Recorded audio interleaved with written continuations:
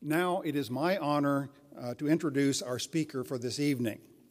Colin G Camel is chairman and president of the Colonial Williamsburg Foundation, which in 2007 convened the World Forum on the Future of Democracy. Since then, the foundation has used both technology and face-to-face contact to engage thousands of people worldwide in a conversation about the roles, responsibilities, and rights of citizens in a democracy. His topic this evening is citizenship in a global age. Mr. Camel will discuss the idea of global citizenship and its history, the development of American citizenship, and the challenges and potential of citizenship in the era of globalization. Please join me in welcoming him to deliver the final lecture of the Thompson Forum's 20th anniversary season.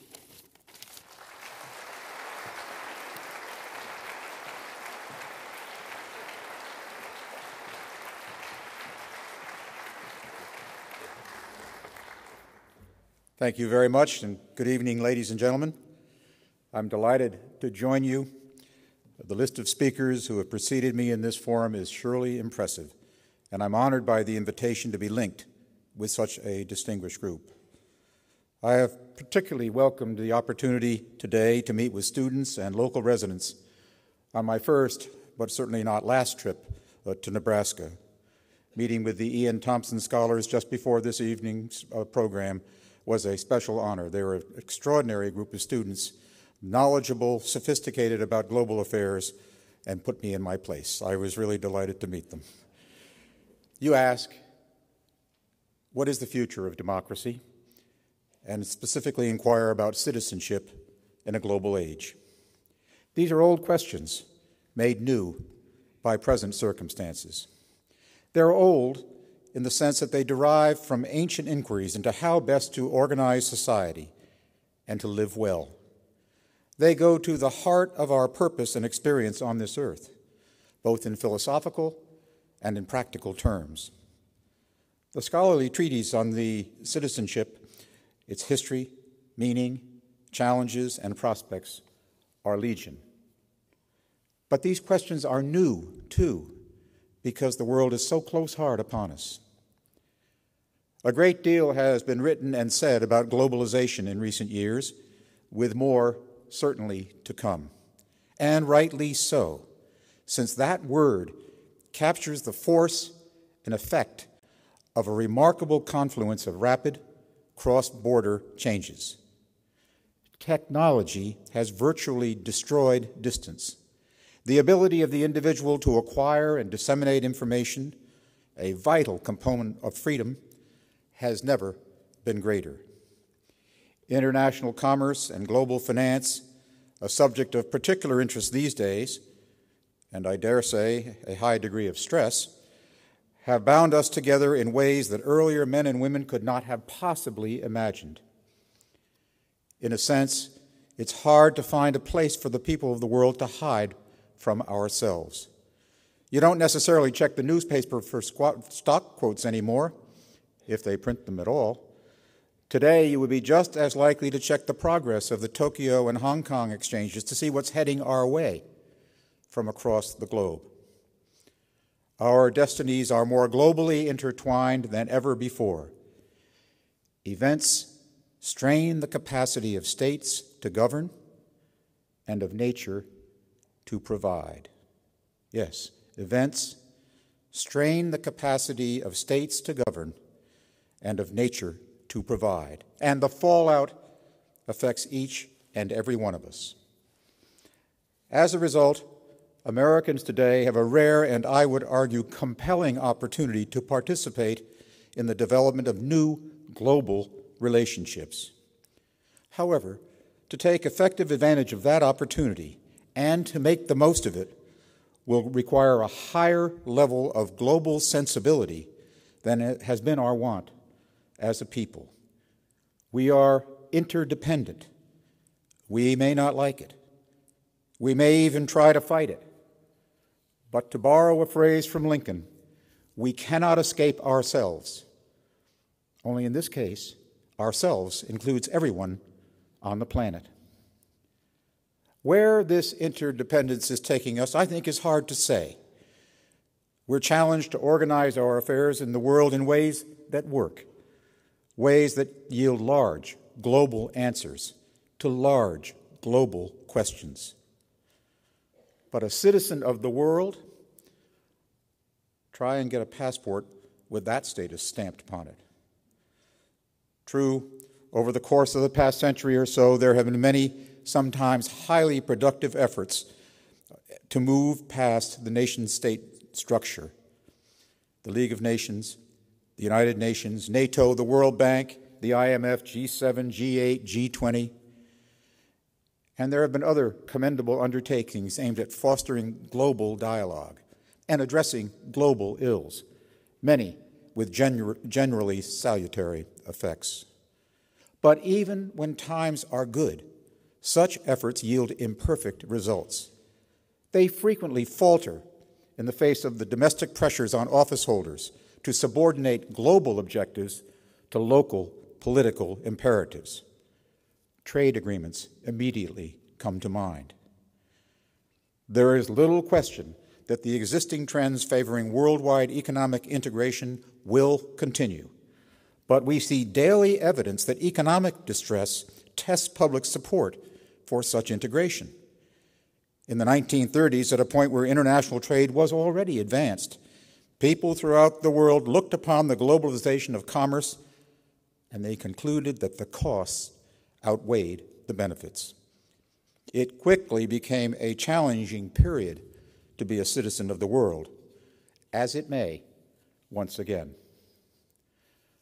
On the day President Obama flew to London for the G20 conference, the Financial Times ran an ad seeking someone, and I quote, to take part in a global survey on identifying emerging risks. It was illustrated with a photograph of a group of penguins perched on an ice floe. One is jumping off, and the rest appear to be waiting to see how it goes. And I recall during the recent World Economic Forum at Davos in Switzerland, one participant, described as being slumped in a chair, saying that in the present dire circumstances, with national economies struggling and global finance on life support, they were trying to work a global crisis with national tools. Exactly. So that assessment leads me to want to share some thoughts on citizenship more generally, and then offer some optimism on the specific subject of global citizenship, optimism tempered by realism. And let me start by noting that this question of citizenship, its definition, its possibilities, its dangers, and its promise lay at the core of why more than 80 years ago a man from New York, whose name was synonymous with the power of American capital and global influence, took interest in a small, sleepy provincial town in eastern Virginia. He not only took an interest in it, he proceeded to restore and reconstruct the place in the hope and the expectation that his countrymen would gain from it. The man was John D. Rockefeller, Jr.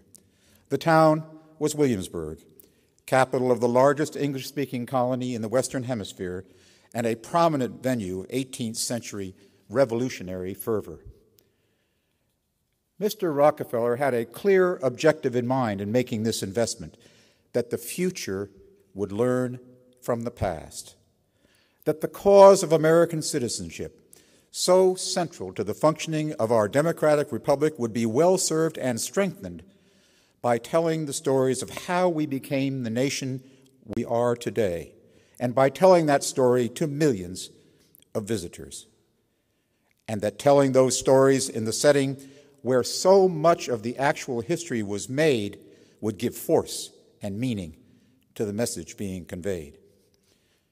As president of the foundation Mr. Rockefeller created to achieve a bold objective, I come to this question of citizenship honestly and enthusiastically, because citizenship is what we do at Colonial Williamsburg. Now, I'm quick to say, you can certainly visit Williamsburg and have a good time, and we offer many amenities to make sure that will happen. But once you arrive in town, we will endeavor by all the means at our disposal to eliminate that remarkable period of time when America made the world anew. You know, it's a bit of an odd dichotomy. Williamsburg was restored in order to capture a formative, crucial period in the development of American democratic values and national consciousness. But the more we labor to understand the political challenge faced by the residents of Williamsburg during that incredible period, the more we realize how much their experience resembles our own, especially on the subject of citizenship. Because the basic human dynamic endures today. Who rules? Who is ruled? Who participates in these decisions? Now, these are not new lines of inquiry. Athens wrestled with the same question. What is a citizen? Aristotle suggested, well, birth suffices as a pretty good entry point for the membership in a society, for citizenship. But then comes the problem of new citizens, born elsewhere. And that's when it got complicated. And it's been complicated ever since. And even if you're fortunate enough to become a citizen, what then? Are there expectations, privileges, rights, duties? We frequently talk about the skills of the ruler. Is there a set of skills for the ruled? For the ancient Greeks, model citizenship was realized in the context of a given polis or a city. Your allegiance as a citizen was inward and specific, not global and general. Common defense, institutions of justice, administration of civil society. These were your highest concerns. The good citizen was first and foremost, if not entirely, consumed with being a good Athenian. Yet even then, there were currents of thought that said, yes, we understand that perspective, but does inwardly directed citizenship allow for the full development of humanity? Consider a speech in Plato's Protagoras, as the sophist Hippias speaks to a group of Athenians and foreigners. Gentlemen present, I regard you all as kinsmen, familiars, and fellow citizens, by nature and not by convention. For like is by nature akin to like, while convention, which is a tyrant over human beings, forces many things contrary to nature. Was Plato saying that the moral, natural state of human affairs has us all as kinsmen, as fellow citizens? Perhaps. But did it translate that way in common practice? No. It did not then, and it does not now. Yet the ideal of fellow citizenship remains. We see the sense of it. We certainly appreciate the allure of it, a global band of brothers or sisters. But it's just hard getting there. And history tells us that, too, in some terrible illustrations. For instance, the late 18th, early 19th century French idea of citizenship took off in some quite unfortunate directions, to say the least, all in the name of liberty, equality, and fraternity. Principles, especially when they are fresh, says historian Eugene Weber, enhance the natural ferocity of mankind. The idea took hold that citizenship could work so long as all the citizens thought alike. The equality rapidly lost its allure. You may remember that line from Gilbert and Sullivan, when everybody's somebody, nobody's anybody. Or as Professor Weber put it, if I'm as good as you, you are no better than I, and will not be allowed to be if you are. The guillotine, he says, was the perfect symbol of this kind of leveling. In the next century, Germany and Italy took citizenship to another extreme. The Hitler Youth was a form of civic education. It was violent, destructive, but from all accounts, it got everyone to read off the same page. Now, the United States has avoided the extremes of the Europeans on the subject of citizenship. We came into national being with high ideals and settled upon a constitution that embraced those ideals. We look back and find the father of our country, George Washington, in 1790, responding to the inquiry of a congregation of a Newport, Rhode Island synagogue. Happily, he wrote them, the government of the United States, which gives to bigotry no sanction, to persecution no assistance, requires only that they who live under its protection should demean themselves as good citizens. Yes, we would be bound together in common defense, united in common, shared, and equal rights.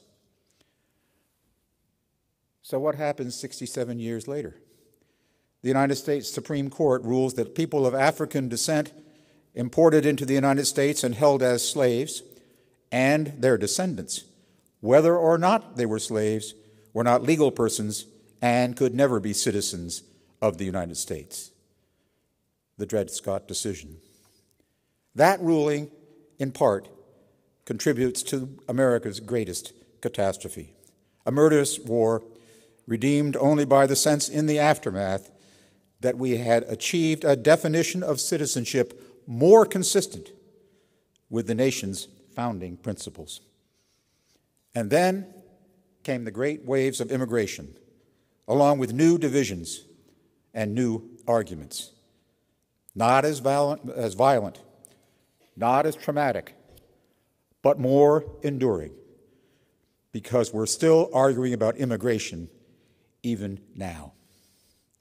The late, brilliant political scientist Samuel Huntington sparked an intellectual firestorm 5 years ago by asserting that there is a core American identity shaped by dissenting Anglo-Protestantism. After all, he pointed out, the first Americans were settlers, not immigrants. America was created by 17th and 18th century settlers who were overwhelmingly white, British, and Protestant. Their values, their institutions, and their culture, he argued, provided the foundation for and shaped the development of the United States in the following centuries. They initially defined America in terms of race, ethnicity, culture, and religion. Well, things have changed, he conceded. Americans now see and endorse their country as multi-ethnic and multiracial. As a result, American identity is now defined in terms of culture and creed. And then he goes on to say that the essentials of that founding culture remained the bedrock of U.S. identity, however, at least until the last decades of the 20th century. Would the United States be the country that it has been and that it largely remains today if it had been settled in the 17th and 18th centuries, not by British Protestants, but by French, Spanish, or Portuguese Catholics? Huntington's answer was clearly no. It would not be the United States.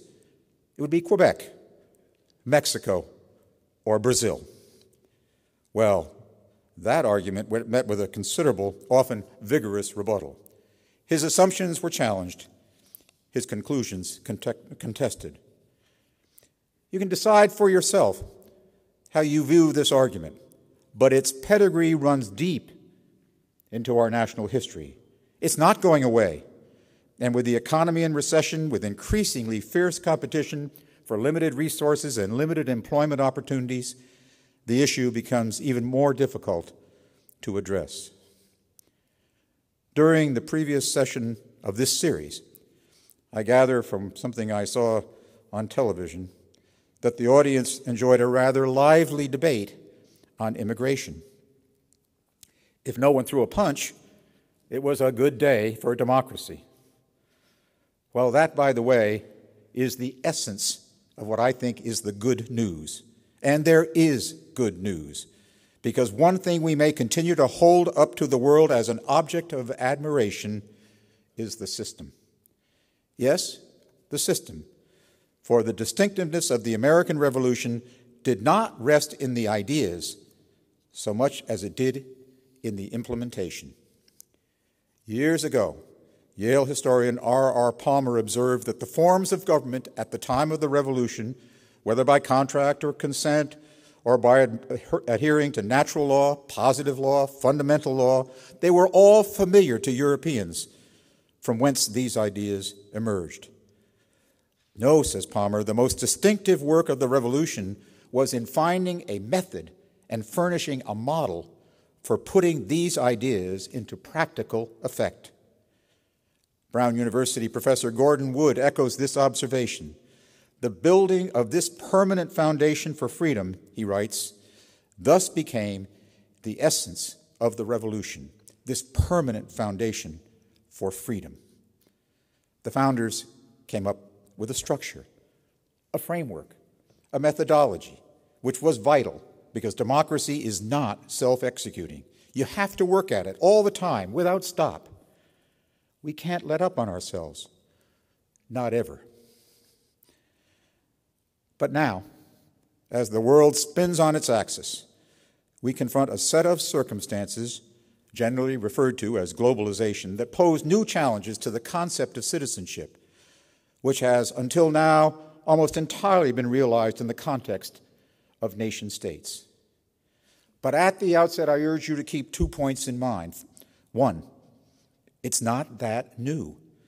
President Theodore Roosevelt became the first American to win the Nobel Peace Prize in 1906 for his work in the negotiations that led to the Treaty of Portsmouth, ending the Russo-Japanese War.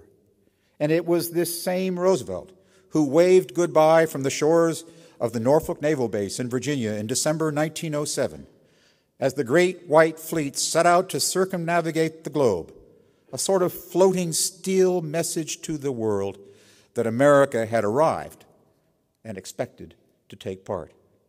We became deeply engaged in the world, militarily and economically, more than a century ago, thoroughly abandoning George Washington's admonition not to become engaged in foreign entanglements.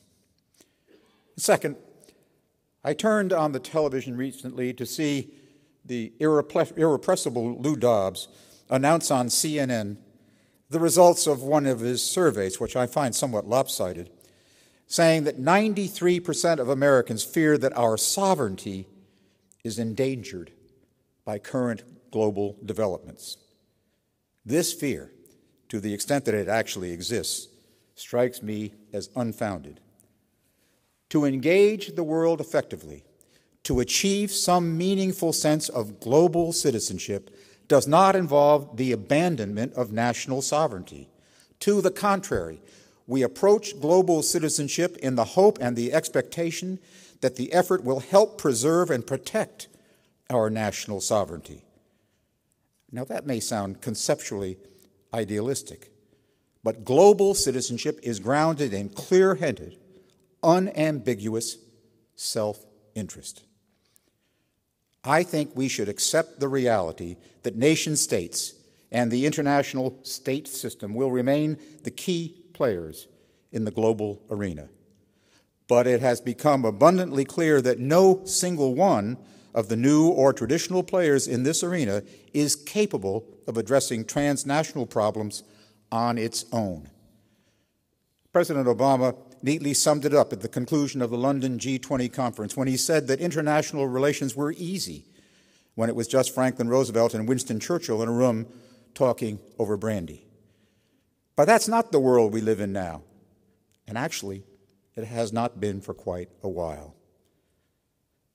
And by the way, the commitment of the Cooper Foundation and the E.N. Thompson Forum reflects that fact. Indeed, I would be remiss in not expressing my admiration for the 20 years of good work undertaken by this forum. What you do here is inherently good for democracy, for the very act of promoting civic discourse and engaging issues of citizenship is, I think, a contribution to citizenship itself. It's a lament often heard that Americans' awareness of our national history, much less the history of democracies generally, and of international affairs, has fallen off. When the BBC recently invited former ABC network anchor Ted Koppel to comment on the G20 meeting, asking him what Americans thought about it, he paused for a moment, and then he said, "I doubt if they're thinking about it at all." Now, I think that's a little extreme. I certainly hope so. We can ill afford to remain removed or unaware of how the world thinks, what the world does, and what it all means for us. So with this lecture series, you've made a valuable contribution to expanding global insight and awareness, and I applaud you. What we must do, however, is more than simply talk to each other, and let me use Williamsburg as an example. Few heritage sites anywhere are as well established as Colonial Williamsburg. Yet for more now than a decade, we've seen the public's interest in our nation's early history flag. If it was just our setting and interpretive programs that seemed to be less appealing, that would be one thing. But the diminution of public interest in history is well documented, and the fate of heritage tourism is directly affected by this trend. So at Colonial Williamsburg, we have been resolved to not be passive in our response. That would violate the community's legacy, of which I spoke earlier, its obligation to the future. So we've been trying new things, employing more creative approaches, all of which fall under the rough heading of active engagement. In a nutshell, we're more focused on stimulating the imagination of our visitors to make it easier for people to picture the world as American colonists and revolutionaries saw it. To tell stories, carefully researched, that visitors can identify with, and for a few days at least, become a part of. And after all, colonial America was a whole seaboard of human anxieties from New England to Georgia. And once shots were fired on Lexington Green, the colonists fast realized their vulnerability. They were spread out. They were mostly on farms, away from cities. So as a practical matter, public safety was something the colonists did for themselves. And this produced, as you might expect, a division of opinion on the good sense of the entire proposition. It's not surprising, then, that many colonists objected when revolution really took hold, and they leaned in favor of safety. They were English, they said. They honored the crown. It was what they knew. While others saw an escape from tyranny and the promise of independence, of a new social contract. They imagined what might be. And then there were the rest of the colonists, fully a third, who simply wanted to stay out of the line of fire. At the outset of the revolution, you understand, it was very difficult to say how things were going to turn out. It was not a time for certainty, not a time for the faint of heart. And that's what we examine at Colonial Williamsburg, what it was like in the years immediately preceding the revolution, and what it was like up to George Washington's arrival in Williamsburg on his way to final victory in Yorktown. And we started going about it differently, significantly differently. We critiqued ourselves and asked whether there are ways to cut the distance between this generation and the one that made a revolution. Can we make connection between today's American citizens and the first one? Can we, in this way, help people develop a deeper understanding of our founding principles? Can we be more inspiring to young Americans, new Americans, all Americans, even the world? And so we came up with the idea of a revolutionary city, a street theater-like program which involves actor-interpreters highly skilled in performance and well-trained to their historic roles. We charge them with bringing the town to life, the debates in the taverns, running conversations on independence in the gardens, in the shops, wherever and whenever colonists gathered to sort out their differences and to build a future. And to make it work, to make it real, we look for shared markers of experience between 18th and 21st century Americas. And they are not at all hard to find. How about war, race, religion, to name a few? And of course, if you really want modern Americans to bond with their ancestors, you only have to say the word taxes, particularly on April 14th. Taxation, not to mention representation, was central to the dispute between colonists and Crown. And the sentiments expressed then are not dissimilar to the sentiments expressed now.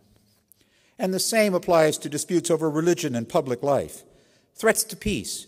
The British close in, the Indians on the frontier. We make connections along a wide range of human experience. Very important, we tell the stories of individual community members, black and white, Indian and English, enslaved and free, urban and rural, ordinary residents seeking to make ends meet, to provide and protect their families, to experience life, liberty, and the pursuit of happiness. We tell the stories of how these first citizens came to realize that the future of their growing democracy depended on their participation, on taking part, and on helping to shape the events that would forever change their lives and the lives of generations to come. We make it very clear that the colonists learned by direct experience that being a spectator is not being a citizen, or at least a good citizen. And I think it's useful to remind Americans of that obligation to be a good citizen, and it's important that we do so. But today, as essential as it is to be more familiar with our own history and its implications for citizenship, there is clearly a need, and it's demonstrated in the news each and every day, a need for citizens to grasp the new realities in which we live, the realities of globalization, and what it means to be a citizen in this context. And here I am not referring to the legal status of global citizen, so much as I'm emphasizing the importance of opening ourselves to the world beyond our immediate experience, developing a far greater global sensitivity so that we can be good citizens both here at home and in this rapidly shrinking world. And in this sense, global citizenship rests upon an ideal, an ethical and a moral construct. Just as American citizenship is strengthened by knowing and understanding the stories of the American Revolution and of the intense engagement of the colonists in that activity, so global citizenship, or at least global sensibility, rests on new forms of engagement with world issues. And it all starts with understanding. Are we capable of better understanding other points of view from all corners of the globe? I believe so. After all, in some large measure, understanding and open-mindedness is what has made our American democracy work.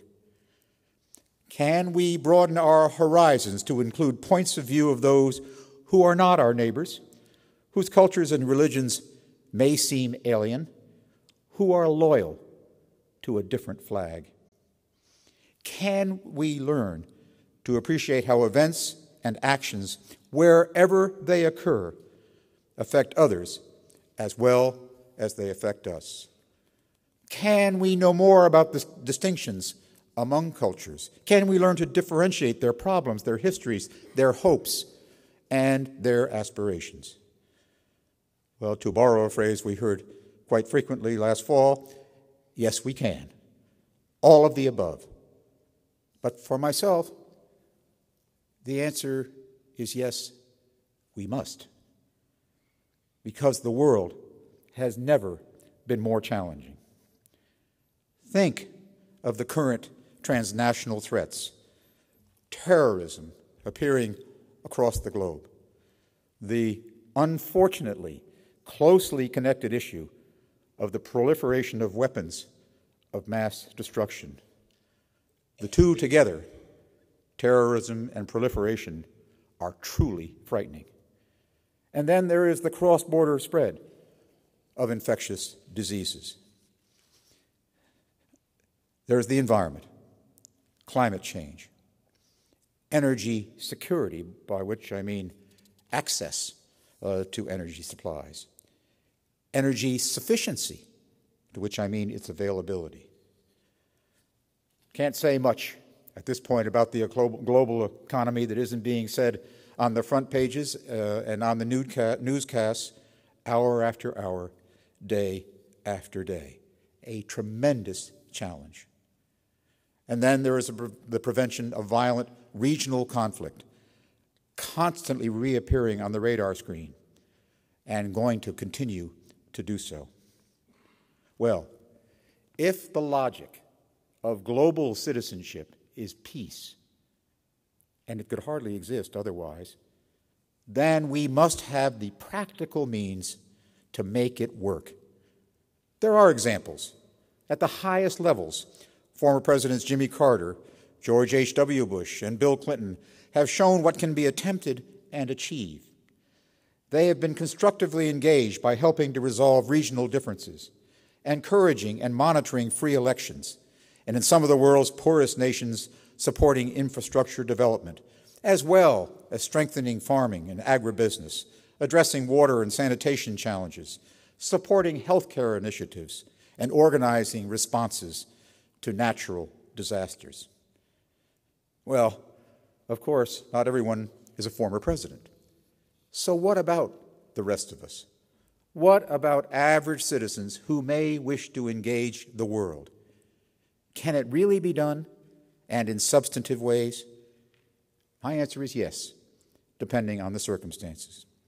I think a sterling example is the Peace Corps, now nearly 50 years old and going strong in realizing its mission to help other nations meet their need for trained men and women, and at the same time, and very effectively, to broaden mutual understanding. Nearly 8,000 volunteers in 74 countries right now are collaborating with local residents in education, youth outreach, and community development, the environment, and information technology.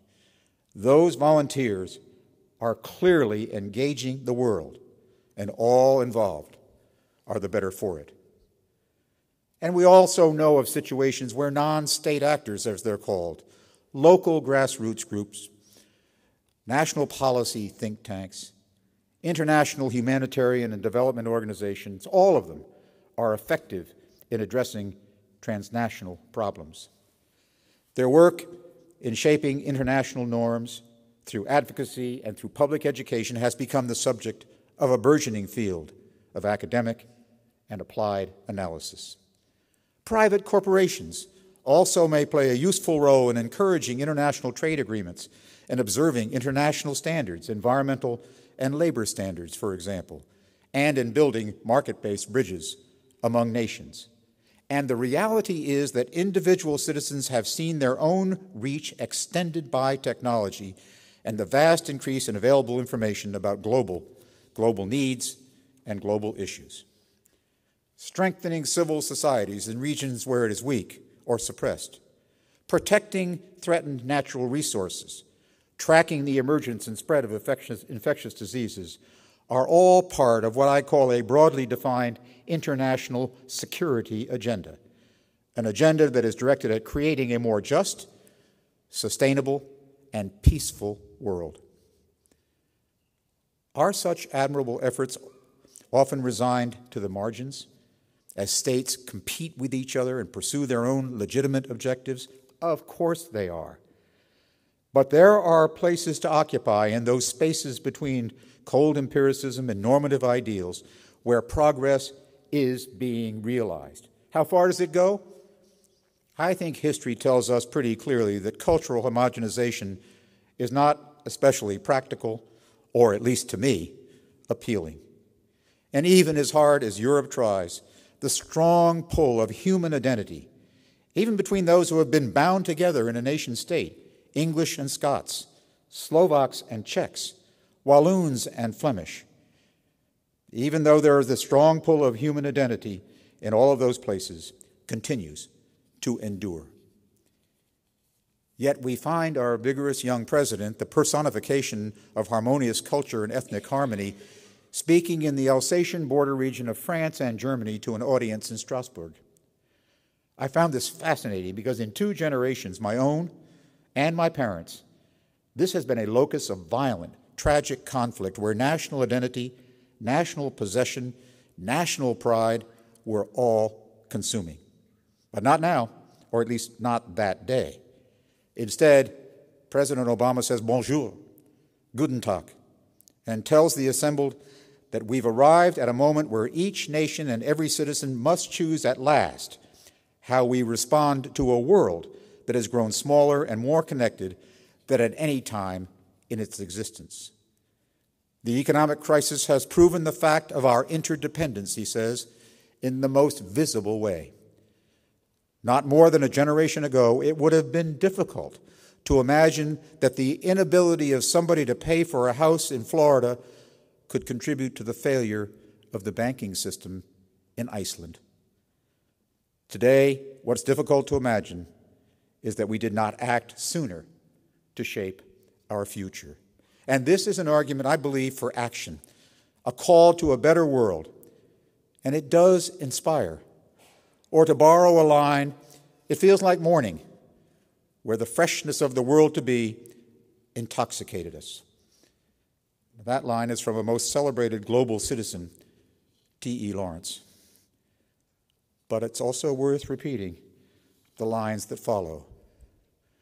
We were wrought up with ideas inexpressible and vaporous, but to be fought for. Yet when we achieved and the new world dawned, the old men came out again and took from us our victory and remade it in the likeness of the former world they knew. Youth could win, but had not learned to keep. We stammered that we had worked for a new heaven and new earth, and they thanked us kindly and made their peace. When we are their age, no doubt we shall serve our children so. Well, the realists whisper that it will ever be so. But like many of you, like those students I met with this afternoon, I dream otherwise. Perhaps we may yet make something of global citizenship. History tells us, history implores us to try. Thank you.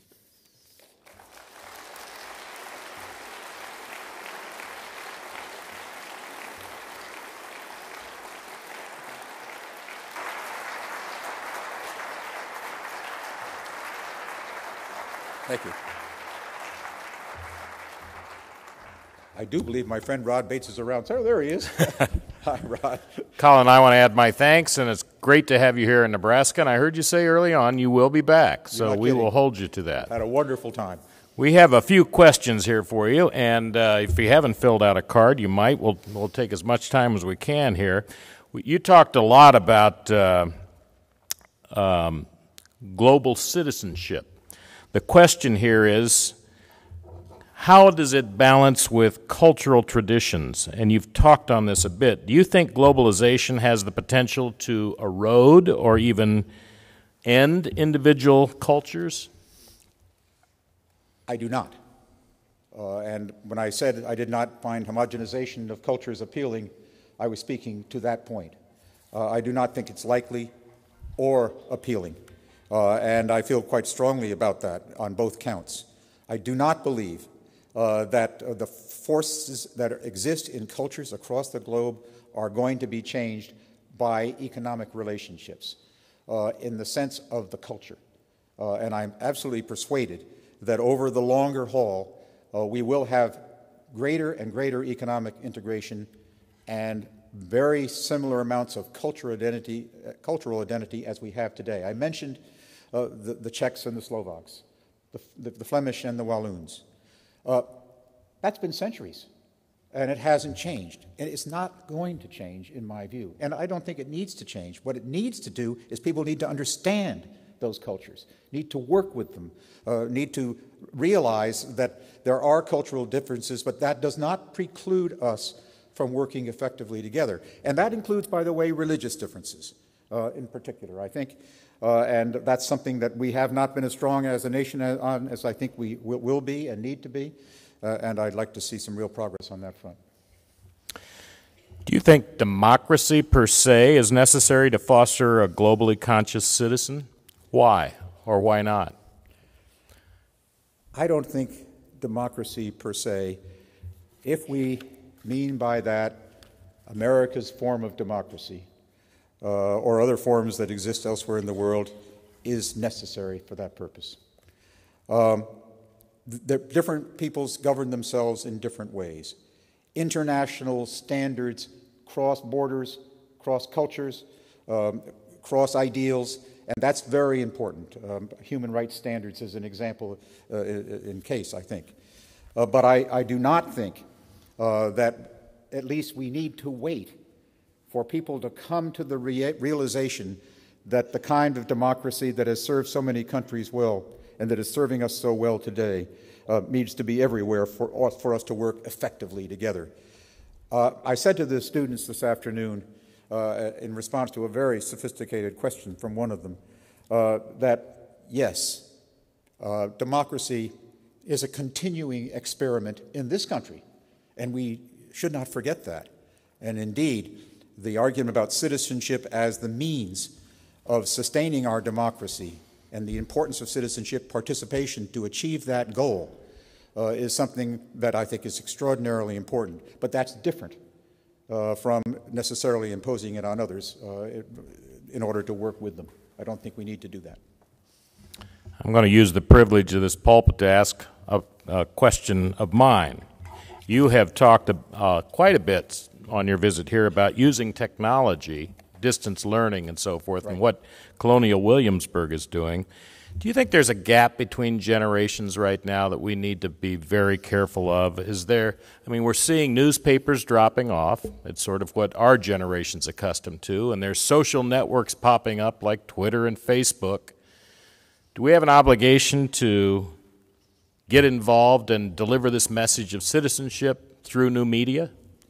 Absolutely. I don't think there's any doubt about that at all. If we want to reach the next generations, we have to reach them in their ways. We have to speak in their voice. We have to use their methodologies. And that's doable. I'm very comfortable that it's doable. I'm very comfortable that we're in a position where we can, for example, at Colonial Williamsburg, or you can at NET, reach out through technology and get the message of citizenship to people that would not have received that in the past. We have at Colonial Williamsburg now a blog called iCitizenForum.com. All one word, iCitizenForum.com, lowercase, by the way. And it is an opportunity to discuss citizenship issues across the world. We're going to reach the next generation more effectively with that than with me standing at a podium. I'm very sure of that. And so I think it's really extremely important that we adapt new technologies in public broadcasting, at Colonial Williamsburg, in our schools and our colleges, to reach people where they are most comfortable and most effective, and that is through technology in most cases today. By the way, Colin was chairman of the PBS board for about 5 or 6 years. So, would you define, one person wants to know if you could define global citizenship. What does a global citizen look like? I'm reminded that I think it's Marcia Rice's class with these students has as its final paper, Define Global Citizenship. I'm about to do that. That's where it came from. Well, what I've tried to say here, Rod, this evening, is that I consider global citizenship, global sensibility, and global mindedness, a term I picked up this afternoon at the class and at the School of Agricultural and Natural Resources. They're synonymous. And we're not talking about a legal status of global citizen.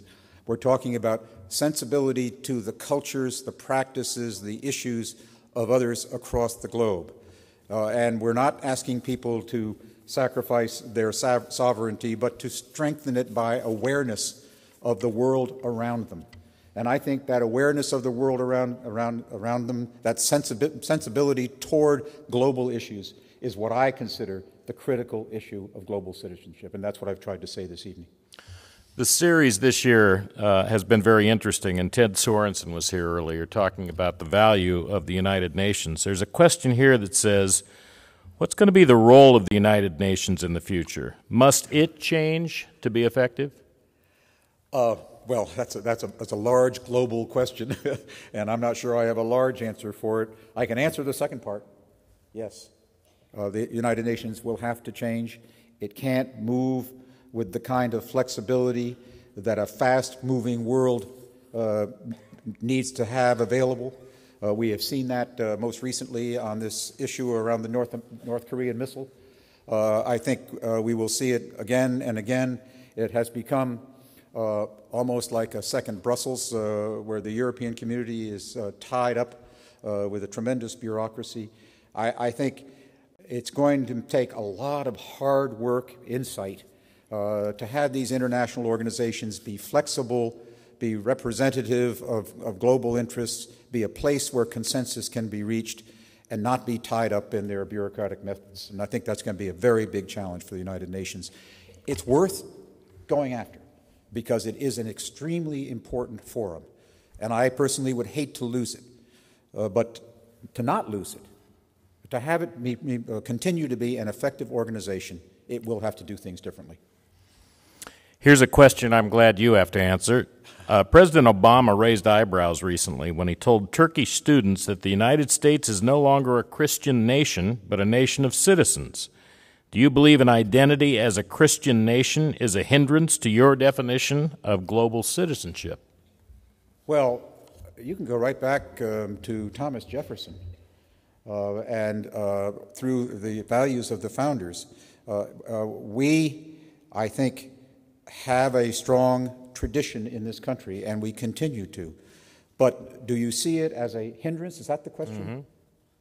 No, I don't. What I see is the really great importance of understanding that there are other religions in the world, and Islam is obviously the one that the president was addressing in Turkey and that all of us are going to be addressing in the months and years to come, is coexistence. How do we exist with Islam in ways that we're having difficulty doing now because of its radical branch?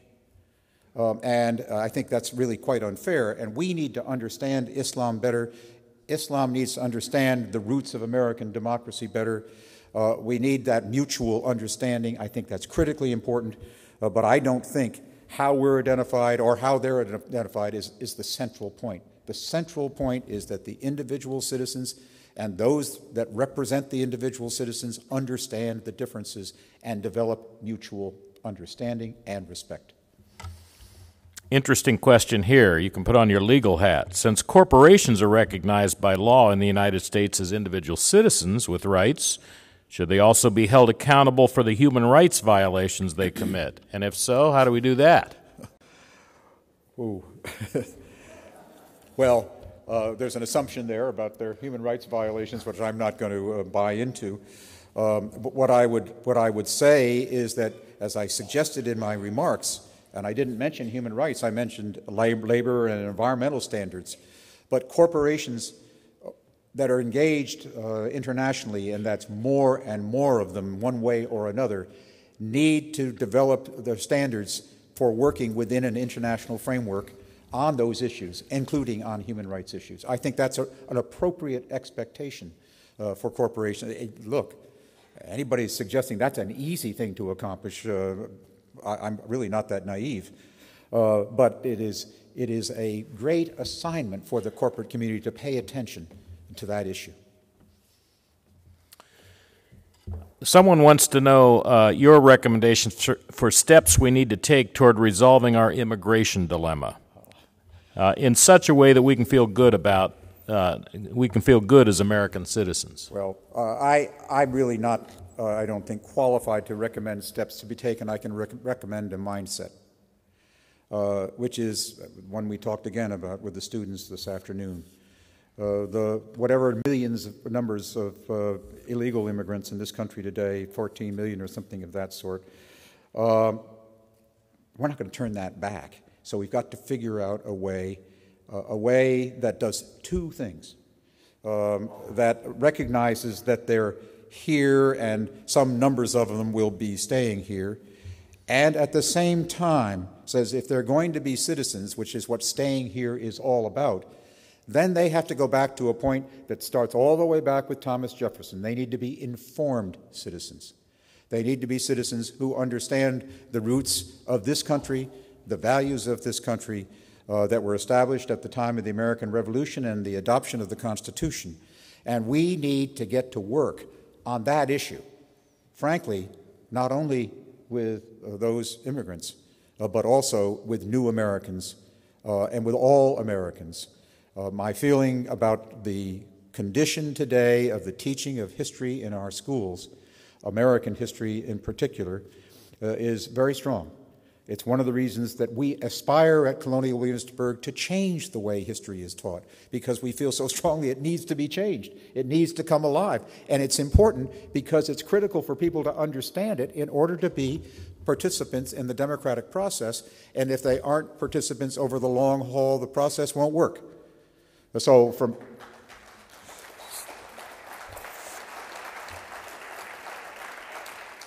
for me, the critical issue is finding ways to have an informed citizenry and getting past this issue of the people in this country who are not here legally at the moment, and how do we work out that process.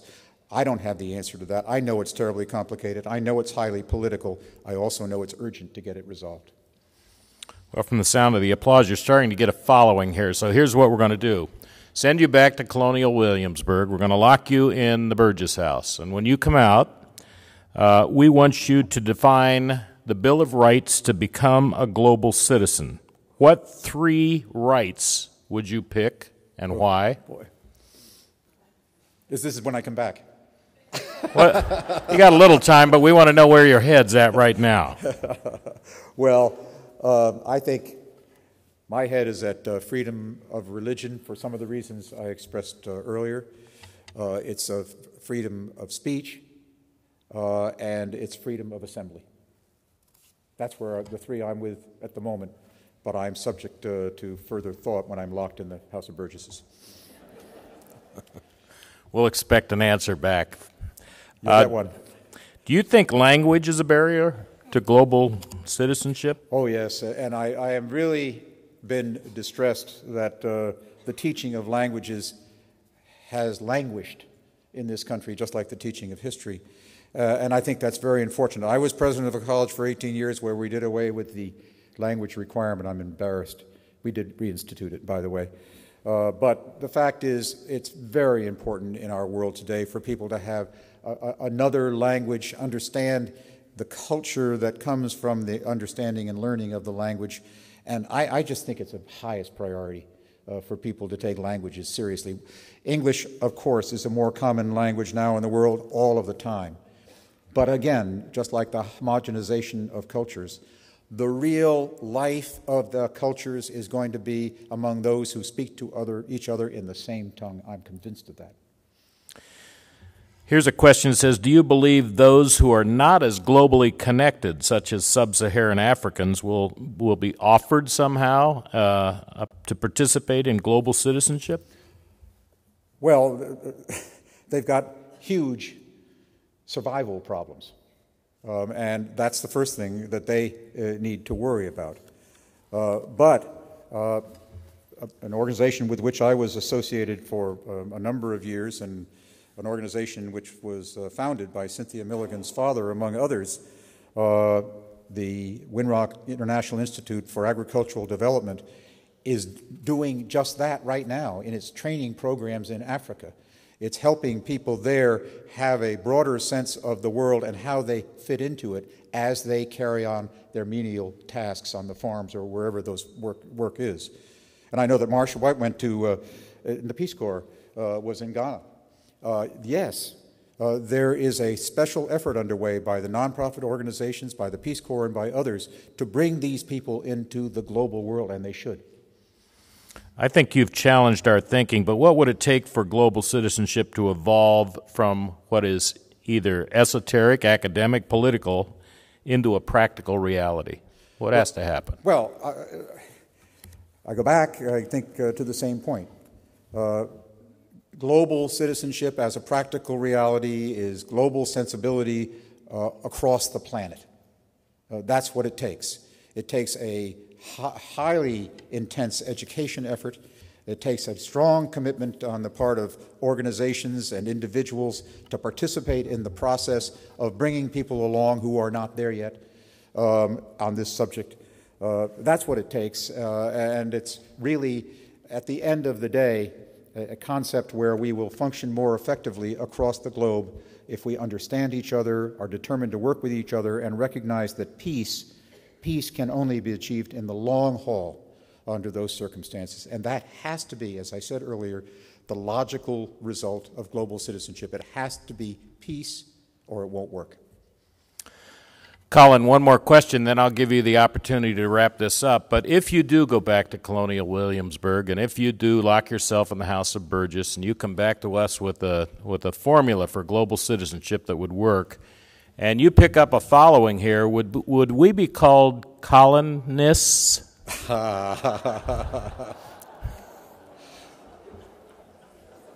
I'll give you the final word, and then we'll wrap it up, Colin. After that, I don't know what to say. My final word is that I hope that this conversation about global sensibility, global mindedness, global citizenship in a global age, whatever way you want to work with those words, has been a useful conversation for all of you. I can tell you, in my 24 hours of conversation on this subject here in Nebraska, I am very persuaded that people are interested in it, they want to talk about it, they listen, and they give opinions, and all of that is very useful. I think the questions are a very good sign of just that. So I have been thrilled, honored to be one of the Thompson lecturers to close this series this year and to be in Nebraska, and I said at the outset, I'll be back.